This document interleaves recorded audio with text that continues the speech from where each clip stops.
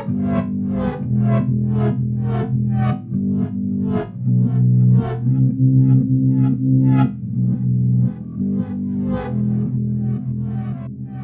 everybody, and welcome to the pilot episode of DoD 45.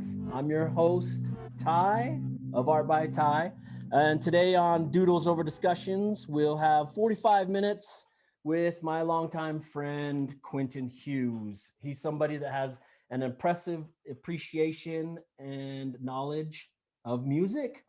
So I invited Quentin on today to discuss music that we should all be acknowledging, but may possibly be missing out on. Quentin really is somebody whose music opinion I truly respect. He does his homework. He actually goes to live shows quite often. He reads up on his bands. He just, he knows what's going on. So listen up when he suggests a band. That's all I've got to say. All right, so let's get right into it. Let's go ahead and welcome Quentin. Hello, Quentin. Hey, how's it going? Thanks for having me, man. Thank you for joining us. I appreciate you of course. kind of taking this up last minute. This whole thing that I've been wanting to do, discussions over doodles, has been something that's been on my mind for about a year. And you've always been the first person that I wanted to have in for the interview, just based on your respect and appreciation for music. So thanks, man. Appreciate that. This whole, I guess we're going to call it a podcast or live stream, is going to be about is the connection between music and art. Sweet. And my approach is like when we used to, back in the days when people used to talk on the phone, I would be doodling the whole time. And that's usually when I get some of my best drawings. So that's kind of how I'm approaching this show, is 45 minutes with somebody, like we're just talking, just having a discussion. Obviously we'll kind of be leading it into a direction, but I will be drawing. So the Art by Ty followers can watch me draw, but also gather some information from whoever we're interviewing. So like I said previously, your knowledge of music and the new bands that you always know and stuff like that, stuff is going to benefit, I think, a lot of people who follow my artwork. And so hopefully we can make it a thing that's continuous. Nice. So let me just introduce how we know each other. So Quentin and I went to school together. I don't know the first time we met, but we went to high school together. He played the lead character in my very first feature-length movie called Luck and Rat Poisoning. He also was the bass player in our band called Buckettooth, that we did for maybe 3 or 4 years in the early 2000s, was it, Quentin? Early 2000s, yeah. Something like that. And we're also in a text message group on Fridays. Every Friday, we send a text to each other. The group is called Bust the Musical Nut Friday, or is it Bustin' Musical Nut Fridays or something? Or AKA Friday Bangers. Yeah, Friday Bangers. The names changed so many times, and basically we pick one song or a band or something and just share it every Friday. We just text each other, here's who I'm listening to, check them out. So a lot of fun. It's it started from with the pandemic and live music not being a thing, like kind of used it as a substitution to that. Yeah, it really did happen at the very first lockdown, I think in March of 2000. Last March. Yeah, I think it was Nick maybe, or I don't know. Someone said, "Hey guys, here's an idea. Let's start doing this since we're not going to be able to see each other and we're on lockdown." So it was a great idea. So since then, every Friday, we even have a playlist. I should tell people, you can follow the playlist on Spotify, and the playlist is called Bust the Musical Nut by members of the band Buckettooth.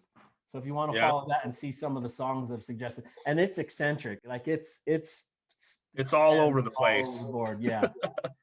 It goes from, you're going to hear some hip hop, you're going to hear some 80s thrash metal, you're going to hear some country, you're going to hear, Motown, like it's all over the place. And Ty, his boy Soul, he got in on it with us too, man. And he's turned me on to some shit I haven't heard, Yeah, my son does have he's got a pretty the good thing about having children and them starting learning about music is they tend to be a little bit hipper than you are. Yeah, totally. All right, so I'm gonna get into drawing, and while we're drawing, I'm gonna be right off the top, I'm gonna throw some randos at you, some rando questions at you. Cool. But like I said, we have Quentin on so that he's gonna discuss how you got a couple of bands or albums. Yeah, I got a few. I got 3 bands that I kind of wanted to touch on and showcase a little bit. So I think what we'll do is I will set the timer. This is called DOD 45, so it's 45 minutes. So we got 45 minutes to have a discussion and for me to finish a full drawing. So I have a few questions that I will just throw out at you, and then when I get to a certain place, then I will let you go into the bands, or you said bands, right? Yeah, that you want to share with us. All right. Yep. You ready? So we're going old school, and the ticker on it gets very tense. Old school's good. Okay, here we go. We got 45 minutes. 45 minutes. To have a discussion. Ready, set, go. All right, here we go. I'm going to start drawing. I'm going to throw out a couple of questions to you. First question is, Bush or Bushwick Bill? That's an easy one. Bushwick Bill, man. Oh, fantastic. Yeah. I liked you know, the mid 90s grunge, but Bush I couldn't do it.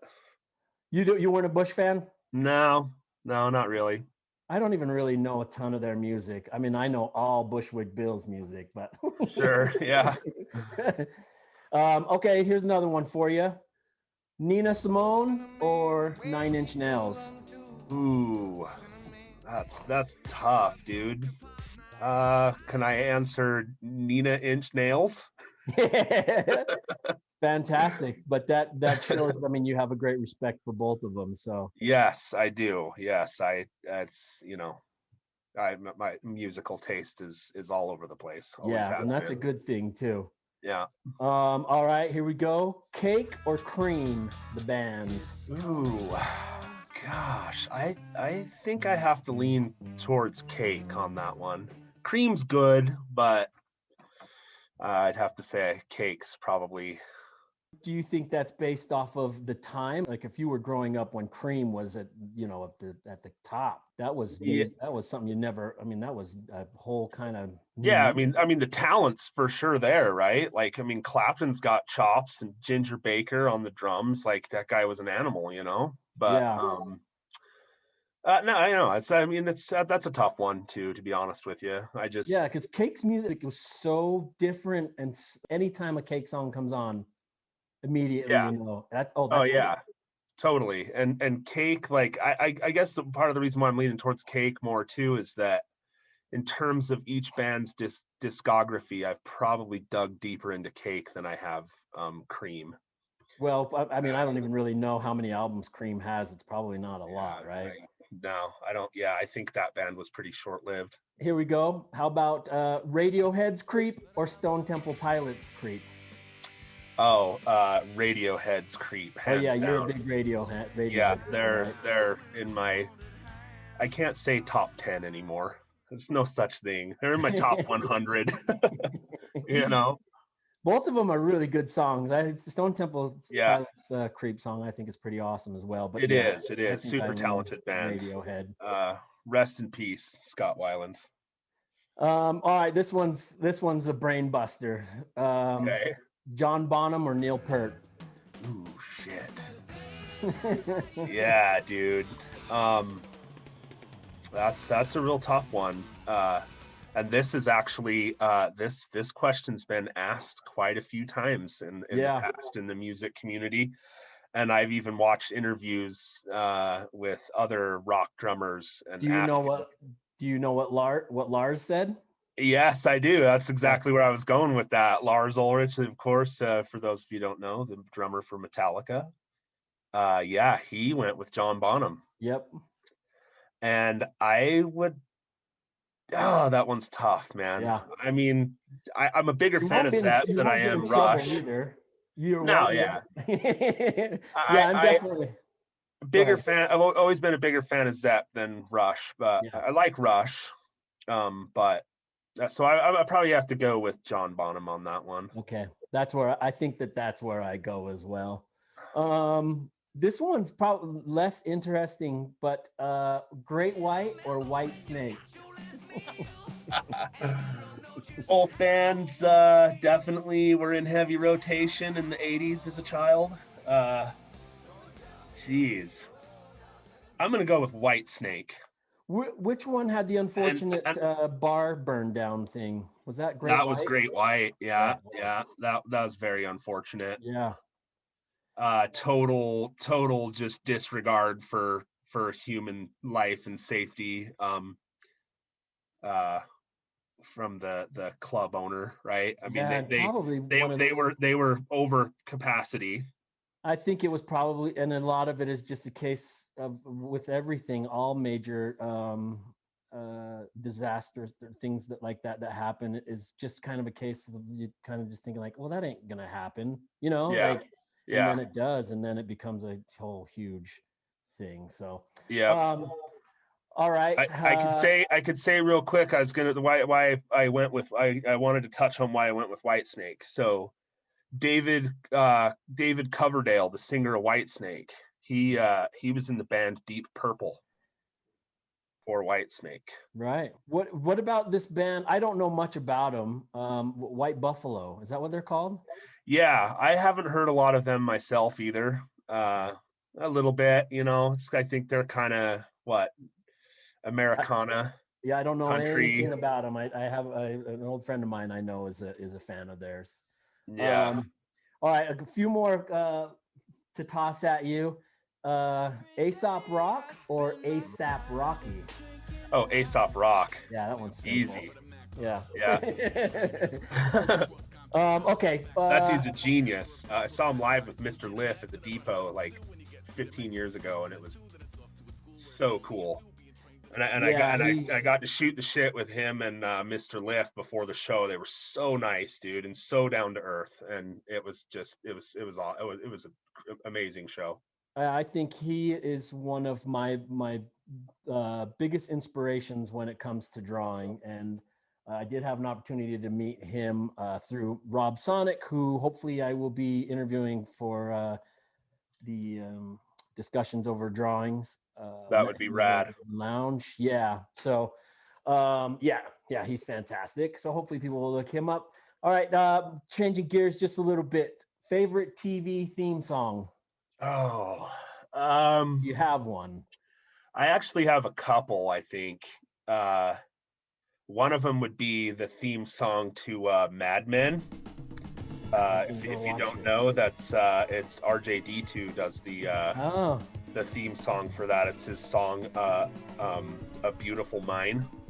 Oh, it's a cool track, dude. Yeah, it's pretty good show. It's John Hamm. He plays Don Draper. It's like 1950s like advertising agency, and it's pretty good. It's kind of dry, but I enjoyed it. Then I would also say I always really dug Woke Up This Morning by Alabama 3, The Sopranos. That series came out quite a while ago. Probably 20 years ago, dude, at this point. Mine is the whistling one. I think my wife hates that one, but Andy Griffith? Andy Griffith. Yeah. That's my favorite TV song. All right, favorite use of music in a movie? Oh, I would say I think what comes to mind for me is like just soundtracks in general, right? Like, particularly Quentin Tarantino, Martin Scorsese, Danny Boyle. Right off the bat. Quentin Tarantino right off the bat is for me always the greatest use of music in yeah. I don't know. Is it Quentin Tarantino himself that like curates the soundtrack for his films. Yeah, I like mean, he has what a badass. Yeah, he's got a Because good I taste feel for like things. for me, like you know, Tarantino, I mean, people bought the soundtracks, right? Like I bought those on CD, and like there were so many bands. Like he turned me on to bands I'd never heard of before, you know, and they work so well. And like the other one that would come to mind is like any Martin Scorsese film, and his use of the Rolling Stones like totally kicks ass and works, you know. And then also the other one that, like I said, I mentioned Danny Boyle too. He's his movies, you know, like, for those of you that may not know Danny Boyle, he did like Train Spotting, and like that soundtrack, Train Spotting soundtrack's killer. Yeah, it is a good one. And the use of the songs and how well they match up to some of those scenes is just, it's genius. It's genius. I think what Tarantino did, what was pretty awesome, was he brought music, like songs that were kind of dead in the water. He brought them back to life through his movies. Oh yeah, totally. Yeah, because some of those bands and actors, no kidding. Like he totally kickstarted John Travolta's career again. He certainly did. I don't know if I should thank him for that or curse him. I'm just kidding. All right, here we go. Let's get into the gritty now. Your first concert. My first concert was They Might Be Giants in 1990. I had just turned 13 years old, and it was at the Fairgrounds Coliseum in downtown Salt Lake City. And if you love music and appreciate music like I do, or a live concert is like it's like spiritual to me almost. And you know, so my first live experience was just unreal, man. I remember it so well. I had so much fun.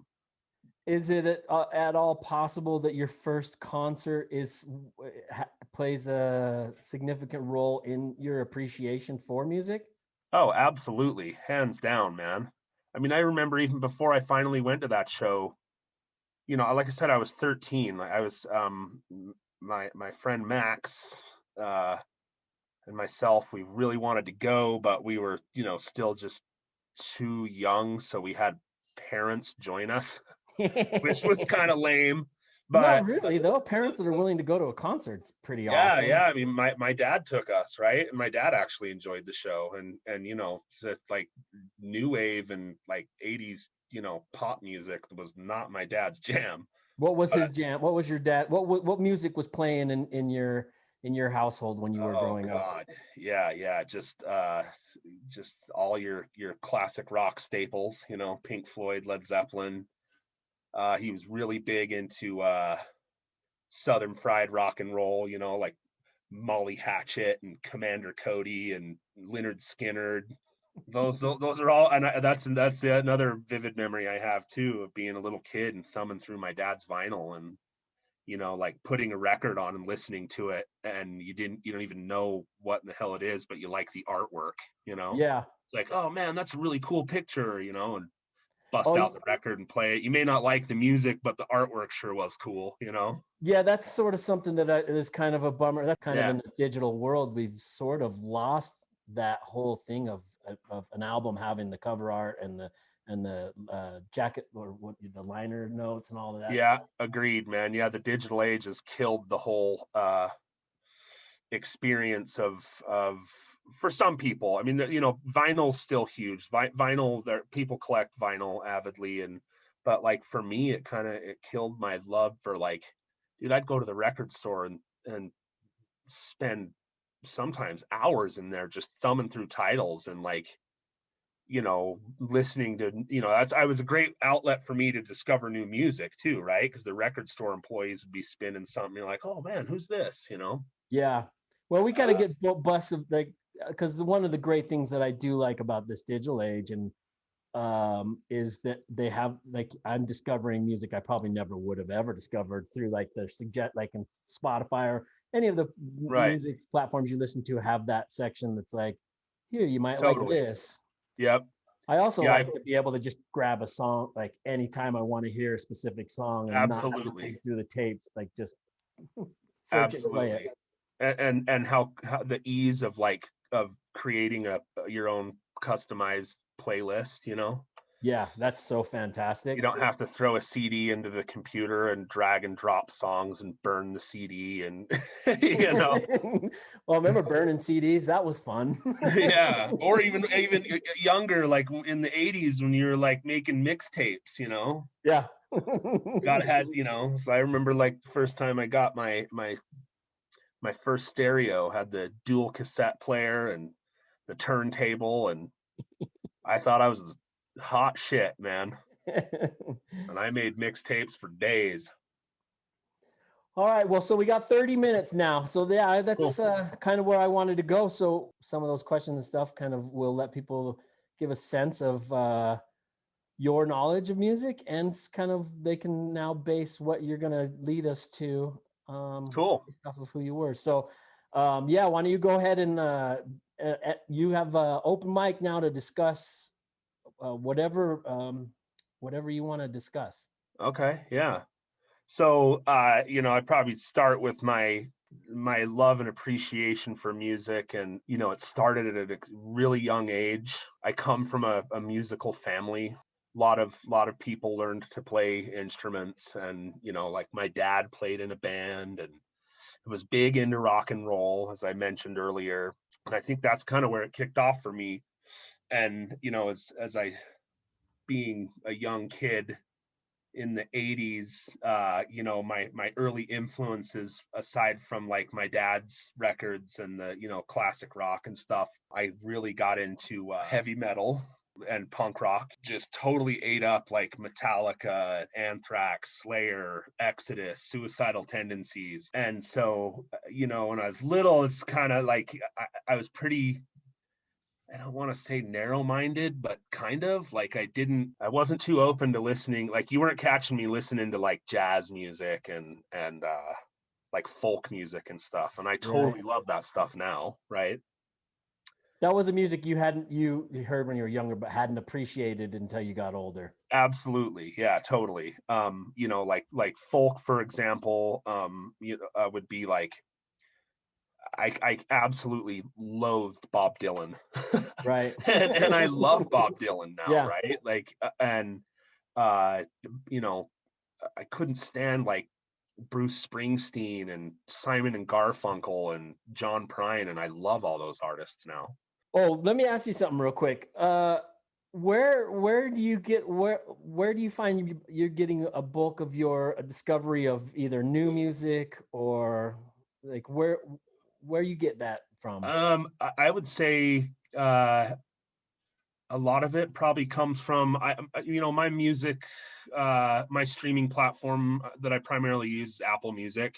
Mm-hmm. And like you mentioned a minute ago, a lot of those streaming services, they have like sections that you can click on a genre and it'll show you like new album releases, or artists that we're listening to that we're into right now. So there's that, but then also social media. I think like I follow a lot of Facebook and Instagram pages for music. Oh, that put out like that share new music and stuff. Yeah, exactly. Like Consequence of Sound and Stereo Gum, and I've gotten a lot of new stuff from there. And then also just simply the radio, like KRCL, man, our local public radio station kicks ass. And so one of the bands I wanted to talk about, I actually did discover them through KRCL, one of the DJs. I'm guessing it was either eBay or Bad Brad, but the band's called Khruangbin. It's a Thai word for aeroplane. I totally encourage your listeners to check these guys out if they don't know of them. They're a trio out of Houston, Texas, and their influences, they're primarily instrumental. They've got a couple of songs where they just kind of lightly sing, but it's a trio, bass, drums, and guitar.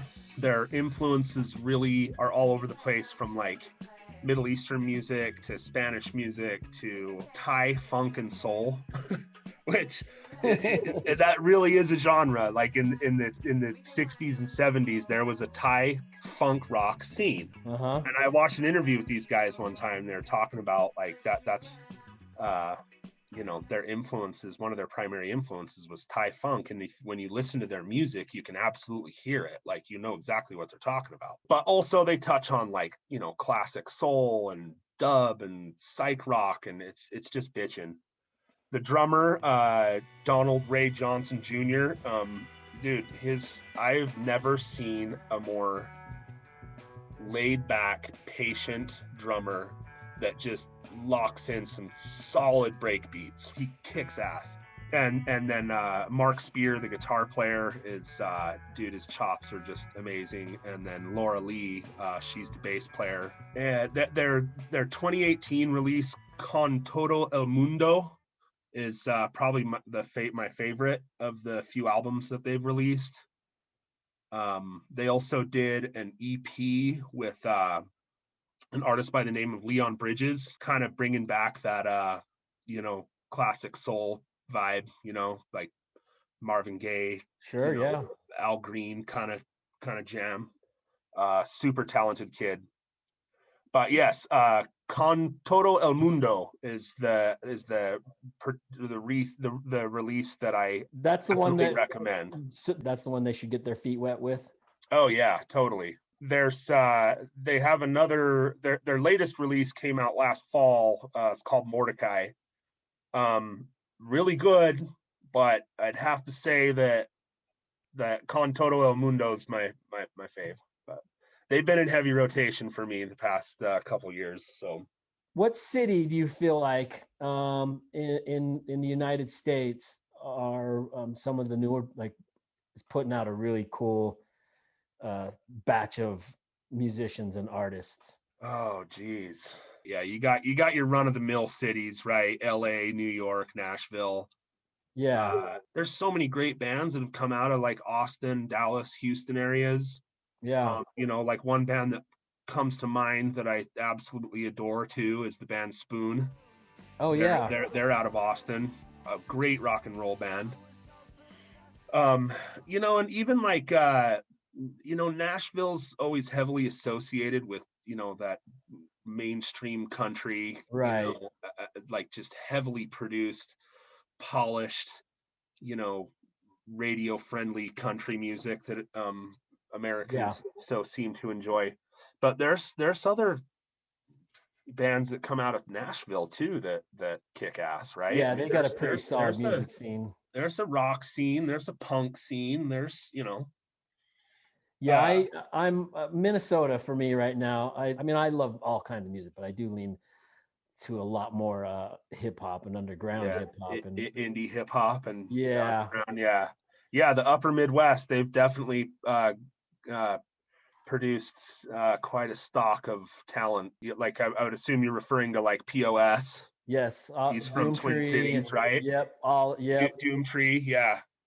And good stuff. Atmosphere, Brother Ali. I mean, yeah, they're all from up around those parts. But yeah. What? How about another? We got another band. You got another band to turn us on to? Oh, I got bands, baby. Another band that I'm really, that's been blowing my mind lately too.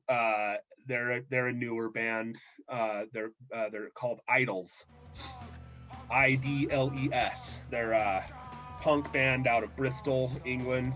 Oh yeah. Kind of, you know, post-punk, indie punk. I don't know. They kick ass. They're super wild. Their latest album, Ultra Mono, has been in heavy rotation for me too. That was released last fall. Got some killer tracks on it. You know, five guys. You know, drum, bass, couple guitars, a lead singer. They've generated a lot of buzz, not only in the UK and throughout Europe, but absolutely here in the States and in Australia. So they've got 3 releases, right? And their newest one's good. I mean, all 3 of them are awesome. Then they also have they also released a live record. It's called A Beautiful Thing, live at the Bataclan. The Bataclan, it's a really famous concert venue in Paris, and that actually is also the place where you may recall back in a few years ago when the Eagles of Death Metal were playing there, and the crazy terrorists came in and shot the place up. Unfortunate event, of course, but the Bataclan's, like I said, a really famous venue in Paris, and that particular live record just totally kicks ass, man. Where's a dream location, like where you would like to see a band perform that you've never been? Oh, geez. Or concert venue, I guess you would say, or even just like even just like a bar venue or something. I don't know. I would say, I mean, dude, there's a few of them. I would love to see a show at First Avenue in Minneapolis. That's a really popular venue. Yes.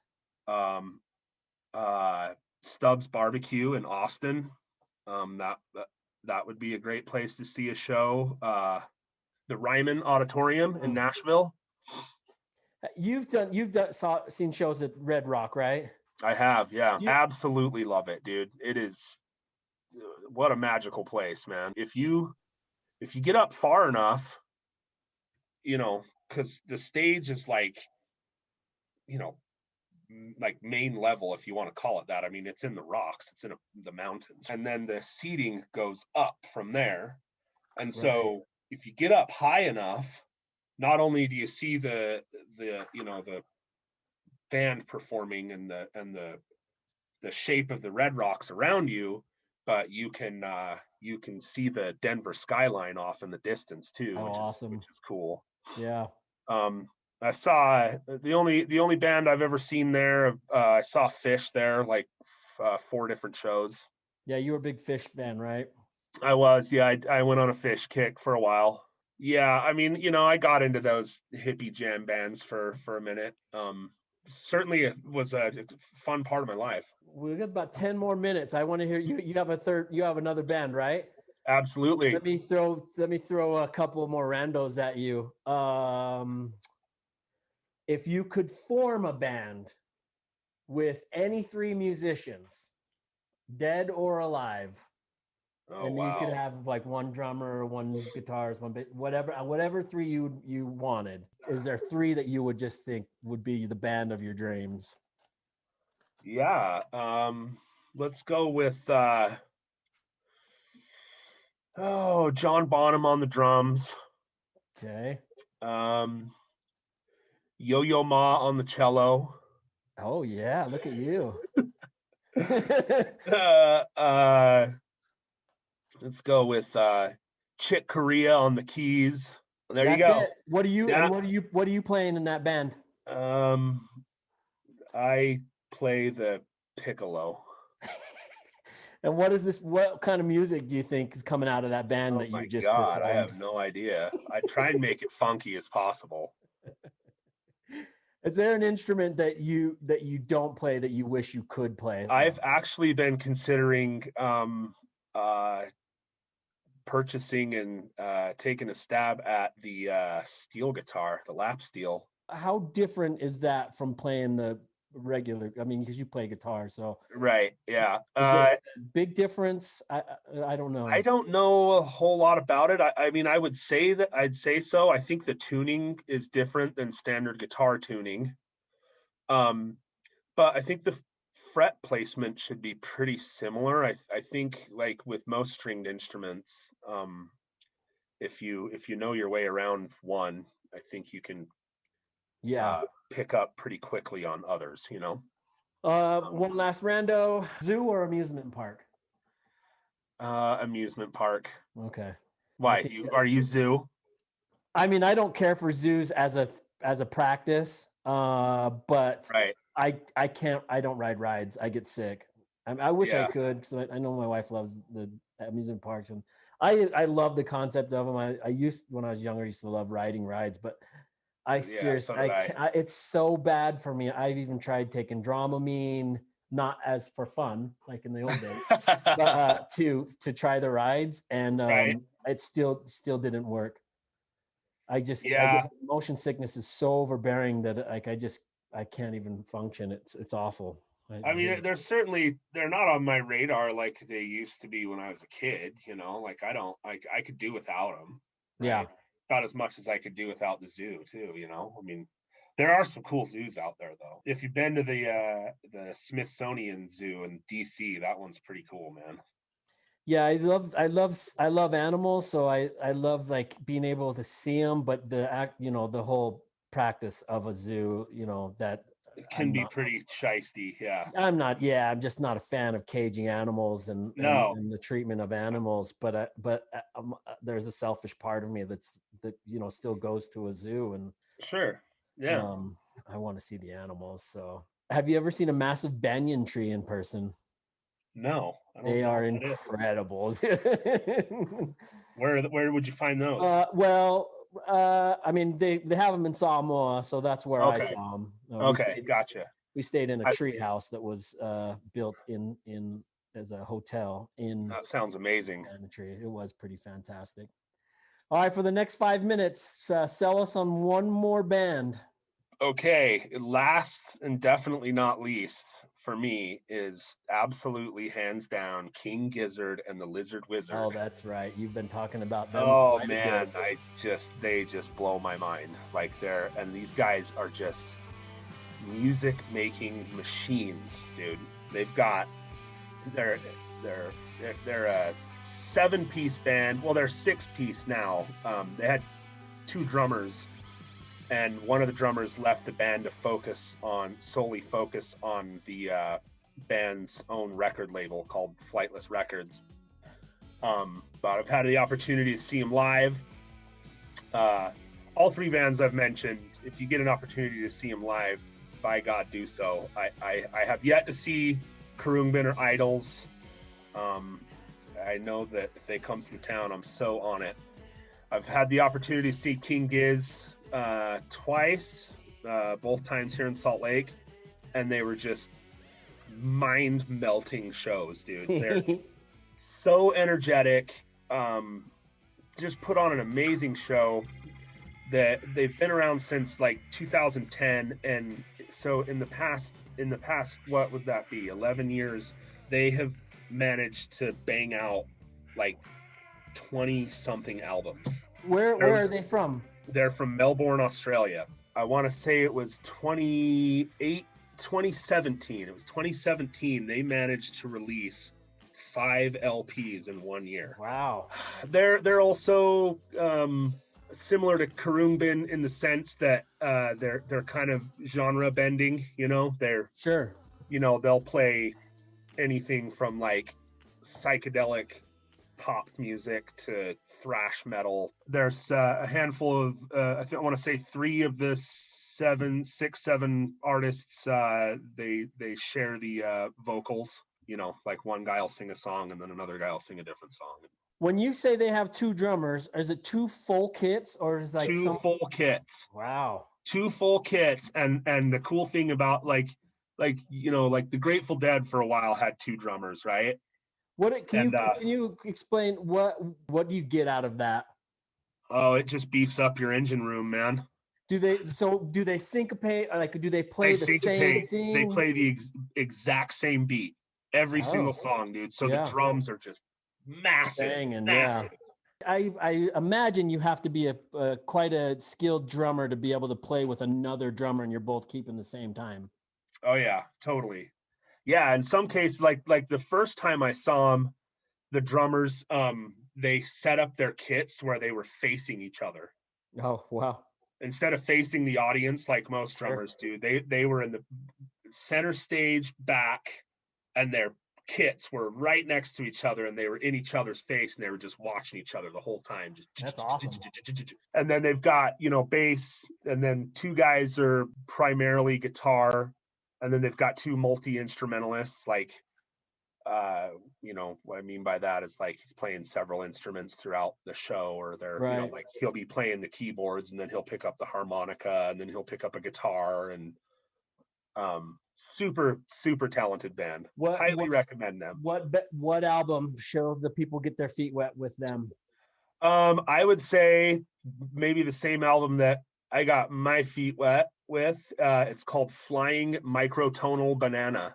And it's bitchin'. In fact, the first track of that album, it's called Rattlesnake. It's just such a banger, man. It's Flying so good. microtonal banana. Yep, flying microtonal banana. So what it is the one of the band members, his name's Stu McKenzie. He has a guitar that he calls the Flying Microtonal Banana. Oh. And it's a custom guitar. It's got this really funky shape. It's yellow, hence the banana. The headstock on it is almost like shaped like a banana. And the fret spacing on the fretboard is insane. It's kind of similar to, like, you know how like Les Claypool, some of his custom basses, he's got really funky fret spacing. Yeah. He's doing the same thing on this guitar. I've watched him play it like live, and then, you know, watch like YouTube videos and stuff. And it's insane, dude. He's an insane guitar player. The buzzer has gone off. So to keep it that I can just stay with the 45, we'll call it a day from there. Okay. Cool, man. I appreciate you joining me for the pilot episode. I appreciate you giving me the opportunity, man. This shit's right up my alley. I love talking this. I would like to do some sort of segment along the lines of our text group, the Friday Banger, where, you know, sure, monthly maybe you can have you on, and you can break down out, you know, like yeah. You know, here's things that you guys should be checking out. Again, thank you so much, Quentin, and I hope everybody learned something. Go check out King Gizzard and the Lizard Wizard, also the band Khruangbin, and Idols. These are suggestions from Quentin, who is, as you can tell from the interview, super knowledgeable about music. Thank you for joining me. I hope you enjoyed yourself. Here's the drawing. I'll get that posted up. And that's it. Thank you so much, Quentin. And we will talk to you later. And cheers, everybody. Cool.